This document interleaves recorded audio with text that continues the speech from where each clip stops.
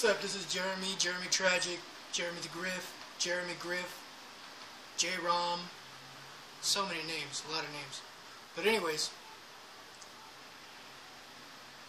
I wanted to take a moment and talk to you as well about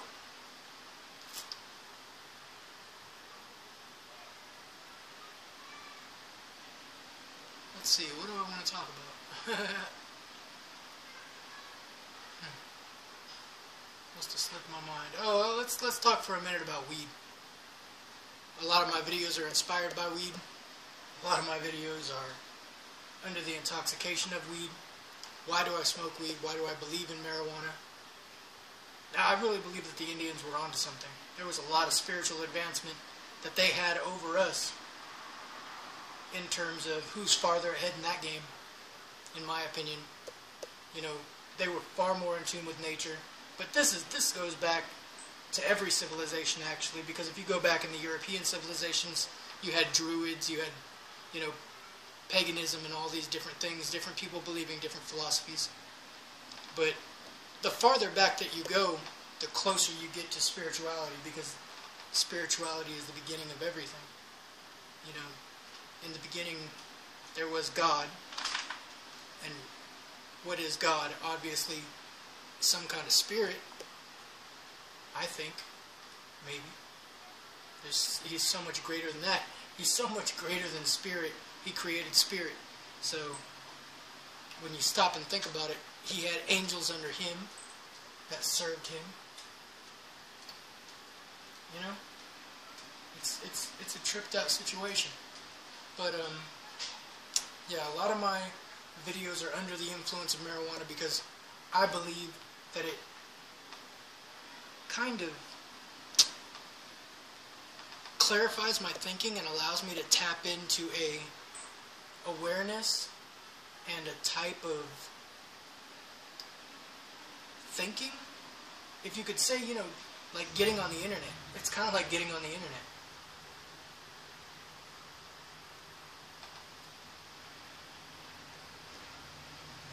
Because if you have a question under the influence of weed, and you think on it deep enough and hard enough, you'll get the answer to it. You know, it's just like some shaman used to believe that they could tap into the ether and directly draw information from that, you know, like a great archive of all information.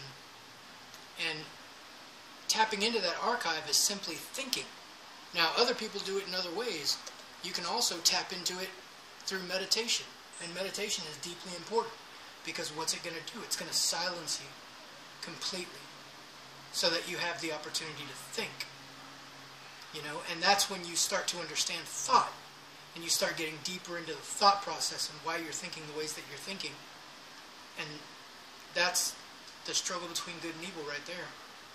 I mean, understanding your thought process is how you mold yourself into the person that you want to be. The things that you're thinking today will influence your behaviors and thus manifest into reality the things that you're going to have tomorrow.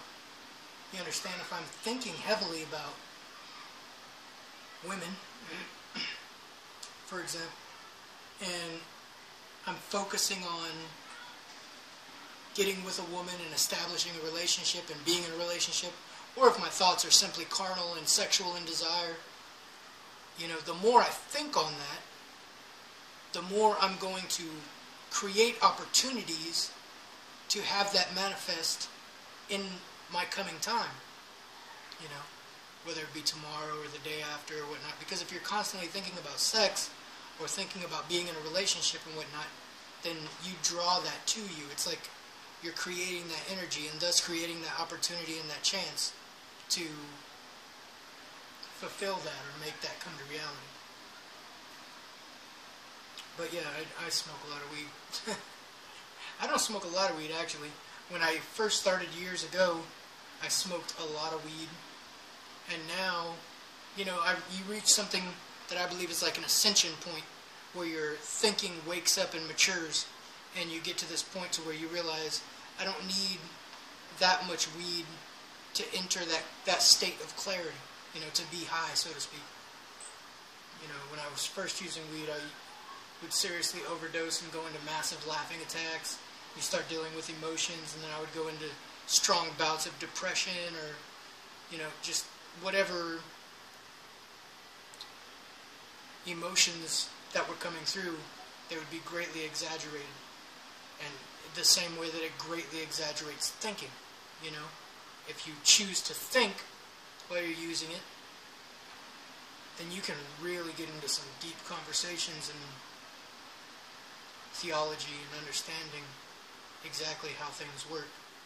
And that's what we should all be trying to understand, I think. I mean, some of us think it's okay to go on not thinking, and I'm completely against that. You know, we've seen what society of non-thinkers grows into. You know, it grows into havoc, chaos, people led by emotions and, you know, desires, and just leading very unmeaningful lives. I mean, honestly, at the end of the day, if you lived your entire life without posing these great questions to you, what kind of future can you look for after death? You have no questions, you have no answers to those questions, and it's like going into blackness, you know. There's nothing there for you. I'm completely against that. I actually died 3 times in my life, and when I died the first time, when I had been shot, I was in a darkness because my thinking was unaware and unawake.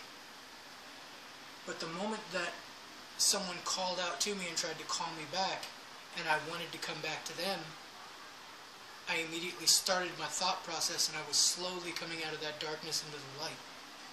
And I remember going through that for 3 days.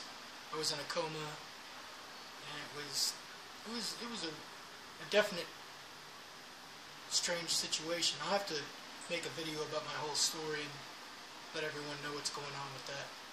Anyways, this has been Jeremy Griff, Jeremytragic, J-Rom.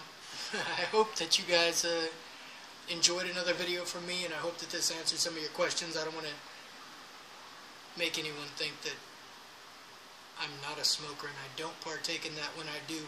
I'm not a liar. You know, I live by the 10 Commandments. I try to the best of my fruition. Thou shalt not lie is a big one, and it can catch you up if you're not careful. Anyways, have a good day.